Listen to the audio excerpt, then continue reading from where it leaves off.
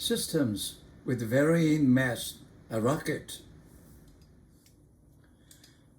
The system is a rocket. We eject our combustion product. So this system has two parts. And this is a closed system, okay? An isolated system. Okay? So the total mass does not change. The system is closed and isolated system. So the linear momentum conserved. Before ejected and after eject, the linear momentum of the system is constant, equal. That's the physics. Now we start it from this one. We eject combustion stuff called delta M. After ejected the product, the mass left in the rocket is m minus dm, with speed increase v plus dv. And the velocity of this rejected product in the Earth's frame, well, in the sun frame, which is we call inertial frame, is u. So before it ejected, the limited momentum pi of the system is mv. And after ejected, we have two parts. One is this one, mass is m minus mi. The velocity is v plus dv, plus the ejected product, mass dm, velocity is u. This u is the velocity, the projected product to the ground. And we don't know that one. We know the relative speed, Vp rocket, okay? So we use the formula, we split into two, Pg, and then put R inside. What this means? This means the velocity of prepared products in the ground is equal to the velocity of the prepared product in the rocket plus the velocity of rocket in the ground. And this one is relative speed of the prepared products and the rocket. We call it V relative. And this is the velocity of rocket in the ground, which is V plus dV. So U equal to V relative plus V plus dV. We put back in this equation and we make Pi equal to P final. So this is Pi, this is P final. The P final is M minus dm, V plus dV, dmu. U we replace by V relative plus V plus du. And we do the calculation. mv, mdv, minus dmv, minus dmdv, plus V relative dm, dmv, dmdv. Okay, so look at this one. mv cancel out. Okay, dmdv minus cancel out. Okay, and minus dmv plus dmv cancel out. So we only have two terms left. Yes, get it. Minus dmv relative equals mdv. This is the physics. So let me write it down. From this equation, we can find the acceleration of the rocket. How will you do that? We write this down. What is the acceleration? Acceleration is dv dt. So we divide the equation on both sides by dt. This is acceleration.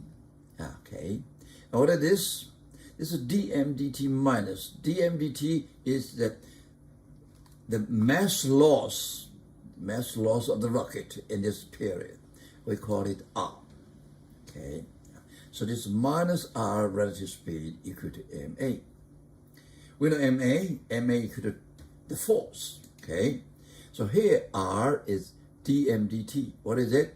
The rate at which the rocket loses mass. Okay. So this equation, ma, is the force. We call it thrust force. Okay. T. When you eject these products, you get thrust force, ma. And then from this equation, we can find the velocity of the rocket. This is dv, the change of the rocket. So we do the integration. We move the m over there. So we get the dv equal to minus v relative dm over dm. We do the integration on this side to dv. This side is m. So we get v final minus v initial equal to relative log m and minus. And we put the limit, turn it up. So this initial, this is the final. Have already called the minus sign. So this we call the second rocket equation, find the velocity. This is the first rocket equation, we find acceleration and force.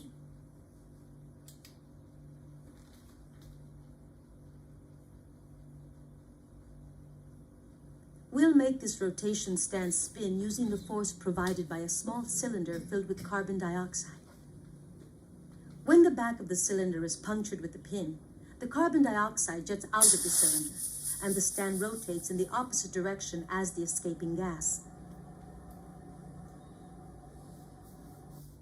This animation shows the pressure acting on the inside of the carbon dioxide cylinder before and after it is punctured.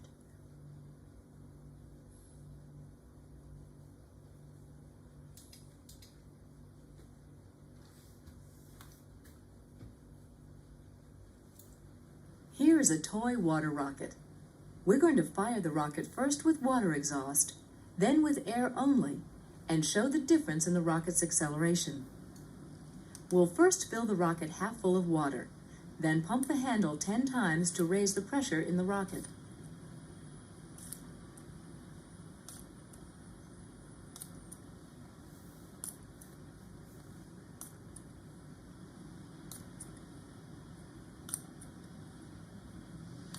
When the rocket is launched, the water exhaust boosts it very high. If we leave the water out and fill the rocket with air only, how high will it go? We'll pump the rocket twice as many times to make the pressure in the rocket the same as the last time.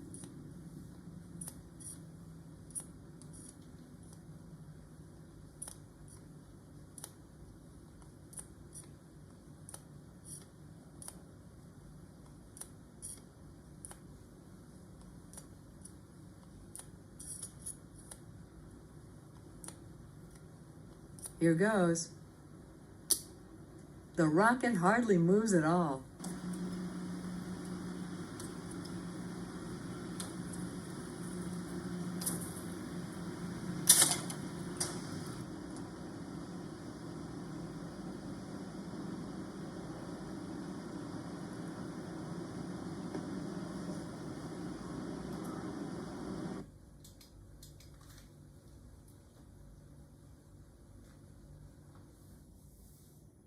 The spray from a carbon dioxide fire extinguisher looks a lot like the exhaust of a rocket. And like a real rocket exhaust, the escaping CO2 can accelerate a large mass. We'll use this extinguisher mounted on a rolling wagon to accelerate a person to suborbital speed. 3, 2, 1, blast off!